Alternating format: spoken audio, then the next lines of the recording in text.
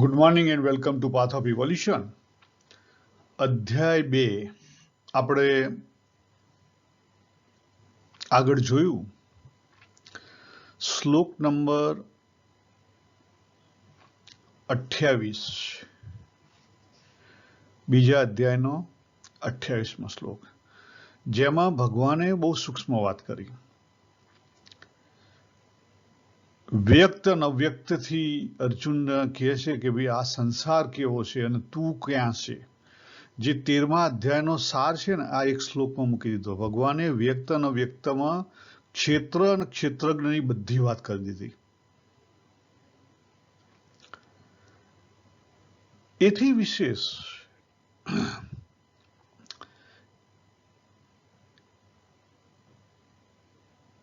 બીજી વાત કરી ભગવાને 31મા શ્લોકમાં, સ્વધર્મ. જીવનમાં બે વસ્તુ અગત્યની સાધક બનવા માટે, આપણા પાથ ઓફ ઇવોલ્યુશનમાં આપણે આગળ વધવા માટે બે વસ્તુ પાયાની વસ્તુ છે. તમારે એક સાધન પાયાની વસ્તુ ચેક કરવી હોય તો લખી રાખો, એ સ્થૂળ બુદ્ધિ અને સૂક્ષ્મ બુદ્ધિ. એથી આગળ તમારે જવું છે, પણ સ્થૂળ બુદ્ધિને સૂક્ષ્મ બુદ્ધિમાં કેવી રીતે કન્વર્ટ કરવી તો ભગવાને અહીંયા રહસ્ય આપ્યું છે. 28મા શ્લોકમાં ભગવાને વાત કર્યું જાણવા ઉપર. જાણવું એટલે અનુભવને ચેક કરવાના છે. અનુભવ ચેક કરવા માટે નવા અનુભવ નથી કરવાના. અનુભવને ચેક કરવા માટે નવા અનુભવ કરવાના નથી. આપણે જીવનમાં જે જગ્યાએ ઊભા હોઈએ, 25 વર્ષ, 30 વર્ષ, 40 વર્ષ, 50 વર્ષ, 60 વર્ષ, જે જગ્યાએ ઊભા હોઈએ ત્યાંથી થોડો સમય કાઢી અને અંતરદ્રષ્ટિ કરવાની. વ્યક્ત અને વ્યક્તનું જે આખું સાયન્સ ભગવાને જે રહસ્ય આપ્યું એની ઉપર અંતરદ્રષ્ટિ કરવાની. અને આપણા જ અનુભવમાંથી, જો આપણા જ અનુભવમાંથી એ અનુભવને પકડવાનો છે. બહારના કોઈના હોદવા જવાના જરૂર નથી. તો ભગવદ્ ગીતા આખી તમારી જોડે આવી જશે. પછી બીજા શ્લોકની જરૂર નહીં પડે, બીજા અધ્યાયની જરૂર નહીં પડે. અને 31મા શ્લોકમાં ભગવાને સ્વધર્મની વાત કરી, કહેતા હવે શું કરવું, કેવી રીતે કરવું. જ્યાં ઊભો છે ત્યાંથી પહેલા પાછળ જુઓ, ચેક કરો, તમારા અનુભવમાંથી તમે જાતે જ ફાઇનલ કરો. એનું નામ વિવેક. અને અનુભવમાંથી વસ્તુ પકડશો ને તમારી બુદ્ધિ માનશે તો તમારી બુદ્ધિ સૂક્ષ્મ બુદ્ધિ થઈ, તો બુદ્ધિ યોગ સાચો, નહીં તો ખોટો. અને પછી જે કોઈ વર્તમાનમાં આપણું જીવન છે, જેમ પરિસ્થિતિ આવે એમ કેવી રીતે વર્તવું, શું કરવું, એ સ્વધર્મ શીખવ્યું છે. સ્વધર્મમાં કહેતા આપણે જાત ઉપર નથી જવાનું, આપણા રોલ ઉપર નથી જવાનું, પણ અહીંથી ડીપર જવાનું છે. આપણી જાત છે સાચી, આપણો રોલ છે પણ સાચો, પણ એ કેવો છે, લિમિટેડ. એ પહેલાના આધારે 28ના આધારે 31મો લેવાનો, 31માના આધારે આપણું જીવન ગોઠવવાનું, તો ઉકેલ આવશે. આપણે આપણા પાથ ઓફ ઇવોલ્યુશન ઉપર જો આગળ વધવું હોય, આપણા પાથ ઓફ ઇવોલ્યુશન ઉપર જો આગળ વધવું હોય, અનેક જન્મોની કસર છે ઝડપથી કાઢવી હોય, તો આ એક જ રસ્તો છે. આપણી પર્સનાલિટી, ઇનર પર્સનાલિટીને ઓળખો. ઇનર પર્સનાલિટીને કેવી રીતે ઓળખવી એનું રહસ્ય ભગવાને 28મા શ્લોકમાં આપ્યું. અને ઇનર પર્સનાલિટી જે ચેષ્ટા કરે છે, વ્યવહારમાં ચેષ્ટા કરે છે, એને સમજીને કેવી રીતે વ્યવહારમાં વાપરવી એની વાત ભગવાને 31મા શ્લોકમાં કીધી. આ બે વસ્તુ થશે, ઉકેલ આવશે. જો આ સ્લાઇડમાં દેખાય છે, આપણે મોટા ભાગે જે સ્થૂળ બુદ્ધિથી સૂક્ષ્મ બુદ્ધિ છે એના આધારે 7 ટાઈપ પડ્યા. જન્મથી આપણે કોઈ ટાઈપમાં હોતા નથી. લખી રાખો, જન્મથી આપણે કોઈ ટાઈપમાં નથી હોતા. આપણી પર્સનાલિટી અંતર્મુખી ને બહિર્મુખી ઇન્ટ્રોવર્ટ ને એક્સ્ટ્રોવર્ટ મિક્સ હોય છે શરૂઆતમાં. પછી ધીરે ધીરે ધીરે ધીરે આપણે એને ડેવલપ કરીએ છીએ. આપણું માઇન્ડસેટ કેવી રીતે ડેવલપ કરવું એ આપણા હાથની વસ્તુ છે.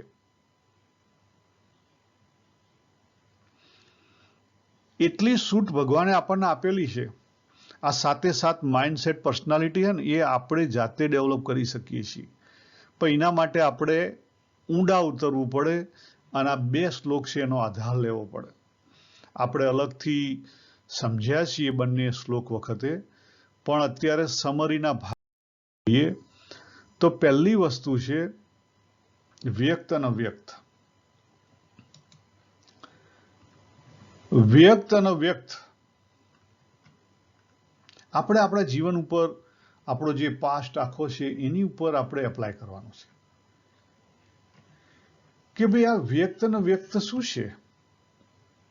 ખ્યાલ શરૂઆતમાં આપણે એપ્લાય કરવાનું છે કે ભાઈ હું આ જન્મ્યો, આ દેહ ધારણ કર્યો એ પહેલા ક્યાં હતો? અવ્યક્ત હતો. આ દેહ નહીં રહે ત્યાં કેવો હોઈશ? તો અવ્યક્ત હોઈશ. પણ હું તો હશે ને. પણ કેવી રીતે ખબર પડે કે હું છે? હું કેવી રીતે નક્કી કરું કે હું છે? Yes, good thing. તમે દરરોજ રાત્રે સૂઈ જશો, સવારે ઉઠો છો, ફરી હું આવી જાય છે. પોતાની જાત ઉપર લાગુ પડો. તમે સપોઝ 58 વર્ષની ઉંમરે ઊભા છો તો ચેક કરો તમારો આખો હિસ્ટ્રી. દિવસ રાત, દિવસ રાત, દિવસ રાત. નાની ઉંમર, 4 વર્ષની ઉંમર, 5 વર્ષની ઉંમર, 10 વર્ષની ઉંમર, 20 વર્ષની ઉંમર. ચેક કરો. હું નથી બદલાણો, બીજું બધું બદલાણું. દેહ બદલાણો, ઇન્દ્રિય બદલાણે, મન બદલાણું, બુદ્ધિ બદલાણી, બધું બદલાણું. હું નથી બદલાણો. બહાર બદલાણું, અંદર બદલાણું, બધું બદલાણું. હું નથી બદલાણો. તો એનો અર્થ શું થયો? એનો અર્થ શું થયો? કે અત્યારે વર્તમાનમાં હું હાજર છું, વ્યક્ત છું. ભૂતકાળમાં હું હતો, યસ હું હતો, પણ અત્યારે કેવો છું? અવ્યક્ત છું. ભૂતકાળ માટે કેવો છું? અવ્યક્ત છું. અત્યારે 10 વર્ષનો બાબુ હોદવા જવો હોય તો ના મળે. 1988માં જે બાબુએ લગ્ન કરે તો એ બાબુને હોદવા જો તો ના મળે ભાઈ. એ કેવું થઈ ગયું? અવ્યક્ત થઈ ગયું. કેવું થઈ ગયું? અવ્યક્ત. અત્યારે ભવિષ્ય હોદવા જો તો ખબર પડે? મળે? ના મળે. પણ છે? નથી? છે. અવ્યક્ત છે. બીજ છે. બીજમાંથી વૃક્ષ ક્યારે થાય? એનો સમય આવે ત્યારે થાય. પણ અગત્યનો સિદ્ધાંત કયો છે? હું છું. તો ગેમ કેવી છે? વ્યક્ત અવ્યક્તની ગેમ છે. આ દ્વૈત અને દ્વૈત, અદ્વૈત અને દ્વૈતની ગેમ છે.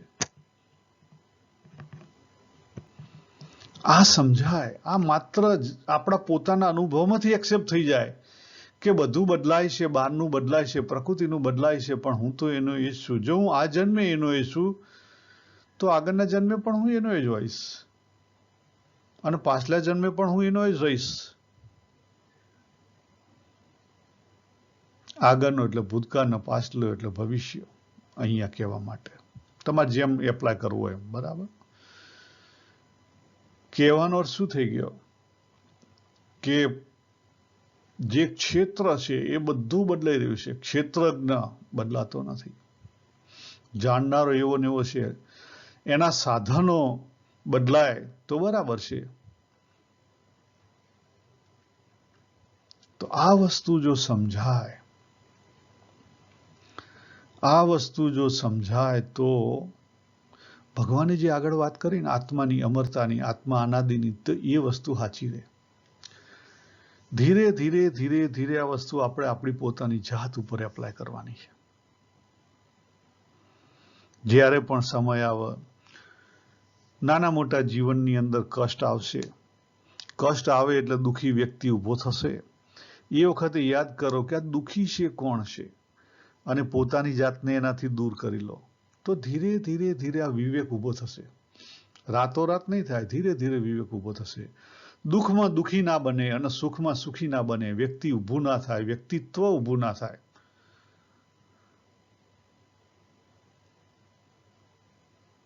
દુઃખમાં દુઃખી વ્યક્તિત્વ ઊભું ના થાય અને સુખમાં સુખી વ્યક્તિત્વ ઊભું ના થાય.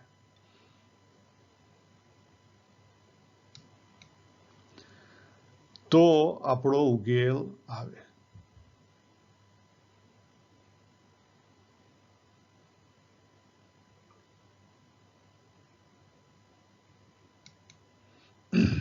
દુઃખમાં દુઃખી વ્યક્તિત્વ ઊભું ના થાય અને સુખમાં સુખી વ્યક્તિત્વ ઊભું ના થાય તો આપણો ઉકેલ આવે. એ સિવાય કદાપી ઉકેલ આવશે નહીં.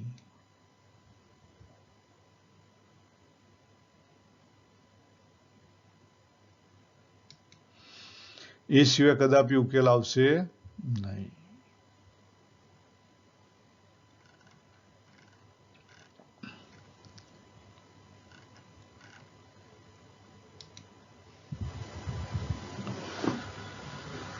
હવે ભગવાન બીજું એક સાથે કહે છે કે હા, આપણે આગળના કર્મોને લઈને આપણો દેહ ધારણ કર્યો. યસ, આગળના કર્મો લઈને આપણે દેહ ધારણ કર્યો અને એ કર્મોને લઈ અને અમુક ચેષ્ટા તો થવાની જ, અમુક પરિસ્થિતિ પણ જીવનમાં આવવાની અને એનર્જી જે ભરેલી છે, ભરેલો ટેટો છે, એની એનર્જી તો રિલીઝ થયા જ કરવાની. એની એનર્જી શું થવાની? કન્ટિન્યુ ચાલ્યા જ કરવાની, રેલાયા જ કરવાની. આ એનર્જીને કેવી રીતે રેલાવી, આ એનર્જીને કેવી રીતે સાચા રીતે રેલાય કે જેથી કરીને નવા કર્મો ઊભા ના થાય, એ કોના હાથમાં છે? એ આપણા હાથમાં છે. કોના હાથમાં છે? આપણા હાથમાં છે. તો આટલી વસ્તુ થાય તો આપણો ઉકેલ આવે, બાકી ઉકેલ આવે નહીં. ભગવાન આગળ શું કહે છે એ આપણે જોઈએ.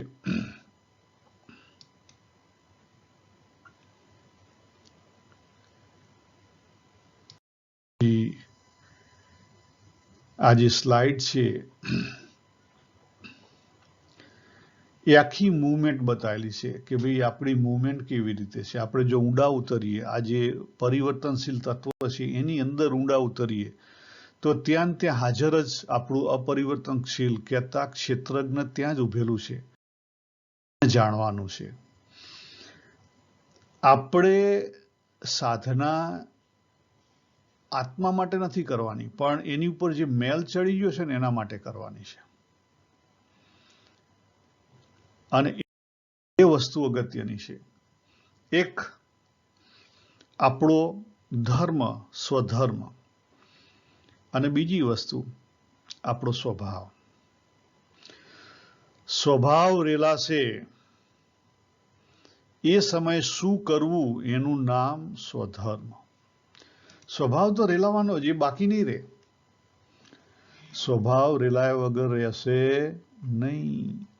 આપણે આગળ જાણીતું કે કોઈ પણ પરિસ્થિતિ આવશે એ વખતે પરિસ્થિતિ, કરતા, કરણ, ચેષ્ટા અને સ્વભાવ આટલી વસ્તુ ભેગી હશે.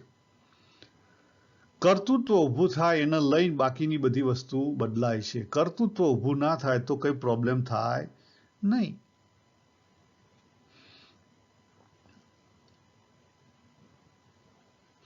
જો કર્તૃત્વ ઊભું ના થાય તો સ્વભાવ કયો એક્સપ્રેસ થાય? આપણો જે ઓરિજિનલ સ્વભાવ છે. તો અત્યારે આપણું કર્તૃત્વ ઊભું થાય છે ને આપણો વિચલિત સ્વભાવ એક્સપ્રેસ થાય છે. એમાંથી નીકળવાના રસ્તા છે? હા, છે. રાતોરાત નહીં બદલાય. રાતોરાત કોઈ પણ વસ્તુ બદલાશે નહીં. પ્રેક્ટિસ કરવી પડશે. પહેલી વસ્તુ, શરૂઆત કરો દૂરથી. ફળની ઈચ્છા છોડી અને વર્તવાનો પ્રયત્ન કરો. 7મા અધ્યાયનો 29 અને 30 શ્લોક. પરિસ્થિતિ આવશે, કરતાપણું હશે, ઇન્દ્રિયો, કરણનો ઉપયોગ થશે, ઇન્દ્રિય મન બુદ્ધિનો, ચેષ્ટા પણ થશે અને આપણો સ્વભાવ જે અંદર રહેલો છે એ એક્સપ્રેસ પણ થશે. પરંતુ જો પહેલી વસ્તુ છોડી દેશો, પરિસ્થિતિ જેમ છે તેમ એક્સેપ્ટ કરી લેશો, તમારો જે રોલ છે એટલો રોલ તમે, રોલ એટલે આ જે સ્વધર્મની વાત કરીને એ, તમારો જેટલો રોલ છે એટલો ભજવી લો. બાકીનું બધું ભગવાન ઉપર છોડી અને શાંત થઈ જાઓ. તો ધીરે ધીરે ધીરે જે સ્વભાવ છે ને એ નીકળ્યા કરશે અને એ વળ શું થશે?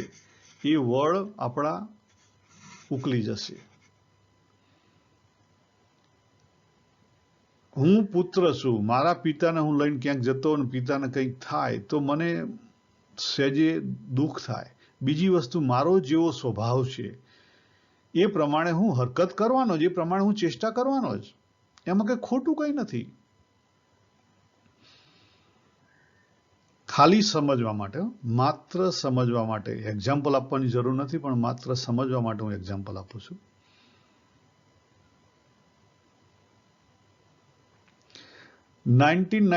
ની અંદર મારા ફાધરને સ્ટ્રોકનો હુમલો આવ્યો. તો પુત્ર તરીકે દુઃખ થાય અને જે આપણે કેપેસિટીમાં હોય આપણે કરીએ. તરત જ લઈ ગયા, સપોઝ કડી.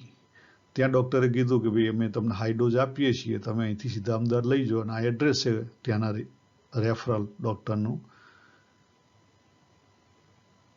ગાડી હાયર કરી. એ વખતે તો એમ્બેસેડર ગાડી મળતી હાયર, ટેક્સી જે કંઈ હોય. અમદાવાદ લઈ ગયા. આપણાથી થતો પ્રયત્ન આપણે કરવો પડે. આપણો જેવો સ્વભાવ હોય એ પ્રમાણે આપણે પ્રયત્ન કરી કે યાદ રાખો, અલગ ના રહે. જેવો સ્વભાવ હોય એવો સ્વભાવ એક્સપ્રેસ થાય. દરેકના અંદરના સ્વભાવ અલગ હશે. કેમ? કારણ કે આપણે આ લોકમાં આપણા આગળના જે કર્મો છે ને એને એક્ઝોસ્ટ કરવાના છે. આપણા પાથ ઉપર આપણે આગળ વધવાનું છે. એટલે સામાન્ય ભાષામાં કહું તો દરેક વ્યક્તિને એક કાર્ય માટે મોકલેલા છે. એક કાર્ય માટે. અને એના માટે એના બધા સાધનો આપેલા છે. અને એ કરતા કરતા કરતા જો એને એમાંથી તૃપ્તિ મળે, જો યાદ રાખો શબ્દ, એમાંથી તૃપ્તિ મળે, સંતોષ મળે, તો સમજી રાખો કે એ તમારો અંદરનો રસ રુચિનો સ્વભાવ છે. અંદરનો રસ રુચિનો સ્વભાવ છે.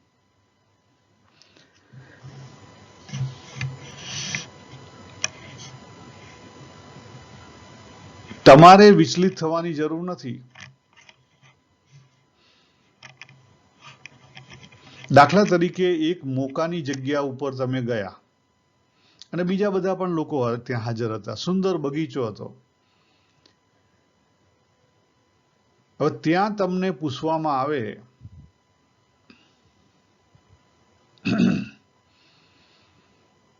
તો દરેકે પોતાનો સ્વભાવ પોતે પ્રદર્શિત કરે. જે વેપારી માઇન્ડનો છે એ શું કહે છે કે અહીંયા કોઈ કોમ્પ્લેક્સ બનાવો કે જેથી કરીને એમાંથી પૈસા મળે.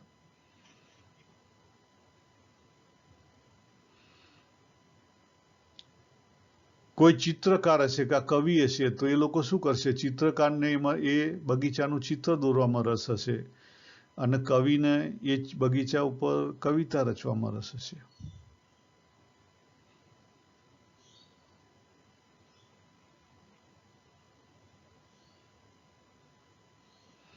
એટલે પરિસ્થિતિ એક જ હશે, પણ દરેકના સ્વભાવો, અભિવ્યક્તિ અલગ અલગ હશે. પરિસ્થિતિ એક હશે તો પણ વ્યક્તિની અભિવ્યક્તિ અલગ અલગ હશે. અને જે અભિવ્યક્તિ અલગ અલગ હોય છે એનું કારણ શું છે? કે આપણા દરેકના સ્વભાવ અંદરથી અલગ છે. તો એ ખોટું છે? ખોટું કંઈ નથી. એ જે એનર્જી રહેલી છે એ એનર્જીને કર્તૃત્વ ઊભું કર્યા વગર અથવા પછી ફળની ઈચ્છા એટલે ભોગતૃત્વ ઊભું કર્યા વગર એને રેલાવા દો. તો ધીરે ધીરે ધીરે ધીરે તમને એની અંદરથી તૃપ્તિ મળશે, સંતોષ મળશે. દાખલા તરીકે કવિ છે તો કવિતા રચે તો એને એમાંથી સંતોષ મળે. પણ જો પૈસા માટે રસ્તો હોય અથવા પછી વાહવાહ થાય એના માટે રસ્તો હોય તો ગયો. એ જ રીતે ચિત્રકાર છે, ચિત્ર બનાવતો હોય એના પોતાના સંતોષ માટે તો સાચું. હું નોકરી કરું છું તો નોકરી મારા કામના સંતોષ માટે જો હું કરું તો એમાંથી હું ઉપર આવી શકું. બાકી હું માત્ર પૈસાની ગણતરીથી કરું અથવા કોઈ લાભ માટે કરું અથવા કર્તૃત્વ સંતોષાય એના માટે કરું તો ગયો ગયો ગયો. એટલે અંદર ભગવાને રસ મૂકેલા દરેકને સ્વભાવમાં, એ આપણે એક્સપ્રેસ કરતા કરતા કરતા સાચી તૃપ્તિમાં પહોંચી જઈએ. એટલા માટે તો પહેલા આપણે ત્યાં હતું ને કે આ જે જિજ્ઞાસા છે, આપણી જિજ્ઞાસા વૃત્તિ છે, એ વૃત્તિ આપણને દોરી જાય છે. એ વૃત્તિ જ્ઞાન માટે દોરી જાય તો બ્રાહ્મણ જેવો સ્વભાવ કહેવાય, વ્યવસ્થા માટે દોરી જાય તો ક્ષત્રિય જેવો સ્વભાવ કહેવાય, મની મેકિંગ માટે દોરી જાય તો વૈશ્ય જેવો બરાબર સ્વભાવ કહેવાય, અને માત્ર કર્મના સંતોષમાં જો દોરી જાય તો શુદ્ર જેવો સ્વભાવ કહેવાય. જન્મથી આપણે બધા જ શુદ્ર અને વૈશ્ય બંને મિક્સર હોઈએ છીએ. વૈશ્ય થોડીક એક્સ્ટ્રોવર્ટ પર્સનાલિટી છે અને શુદ્ર થોડીક ઇન્ટ્રોવર્ટ પર્સનાલિટી છે. આપણે મિક્સચર ઓફ ઇન્ટ્રોવર્ટ ને એક્સ્ટ્રોવર્ટ પર્સનાલિટી હોઈએ છીએ અને એમાંથી પછી આપણું ડેવલપમેન્ટ થાય છે. પણ એ ડેવલપમેન્ટ કરવામાં આપણે જો આપણા અંદરના એ જે રસ રુચિ ઇનર એટીટ્યુડને ઓળખી લઈએ તો આપણે સાચા અર્થમાં આપણા જે અંદર પડેલો જે એનર્જી છે, બ્લોક થયેલી એનર્જી, એને આપણે સાચી રીતે રિલીઝ કરી શકીએ. અને સાચા અર્થમાં એ રિલીઝ થાય તો આપણને તૃપ્તિ મળે, તો કોન્ફ્લિક્ટ ઓછા થાય, તો સ્ટ્રેસ ઓછો ચડે અને તો નવા કર્મો ઓછા બંધાય. તો સાધના માટે, સાધક માટે બંને શ્લોક અગત્યના છે. શરૂઆત અહીંથી કરશો તો તમારી સાધનામાં તમારે ક્યાંય બીજે અનુભવ કરવાની જરૂર પડે, ક્યાંય કશું કરવાની જરૂર પડે, પોતાના લાઈફમાંથી જ બધું જ સીધું સીધું થશે. દુઃખ આવશે, આવશે, એ તો જે લખેલું હશે પરિસ્થિતિ રૂપ, એ કષ્ટ તો આવવાનું છે, એને તમે નહીં રોકી શકો. દુઃખને રોકી શકાશે. ભગવાન બુદ્ધે વાત કરી કે આખો સંસાર છે દુઃખમય છે. દુઃખમયનો અર્થ શું કીધો? માઇન્ડથી આ સંસારમાં તમે ગમે તે કરવા જશો તો કદાપી સંતોષ નહીં થાય અને અસંતોષ છેલ્લે રહેશે, એ દુઃખ ઊભું કરશે. ભગવાન કૃષ્ણ એની જ વાત કરે છે, બીજા શબ્દોમાં પોઝિટિવ એ કહે છે કે તું જે સંસાર છે, સંસારથી અલિપ્ત થઈ જા. અલિપ્ત થવાનો અર્થ શું છે? હાવ અલિપ્ત થવાની જરૂર નથી, કારણ કે સંસારમાંથી તમે ભાગીને ક્યાં જશો? ભાગીને ક્યાંય જવાની જરૂર નથી. જ્યાં છો ત્યાં જ ઊંડા ઉતરી જો, ચેક કરો, વ્યવહારનું વ્યવહારે રાખો, આધ્યાત્મિક આધ્યાત્મિક રાખો અને શાંતિથી પોતાની જાત ઉપર જ ચેક કરતા કરતા કરતા કરતા ધીરે ધીરે એમાંથી નીકળી જવાશે. પછી સંસાર હશે, સુખ દુઃખે આવશે, પણ સુખી દુઃખી વ્યક્તિ ઉભો નહીં થાય અંદર. અને આ સારનો સાર આ છે. તો અહીંયા આપણે પૂરું કરીએ. સર્વેને જય શ્રી કૃષ્ણ. હરિઓમ તત્સત. હરિઓમ તત્સત.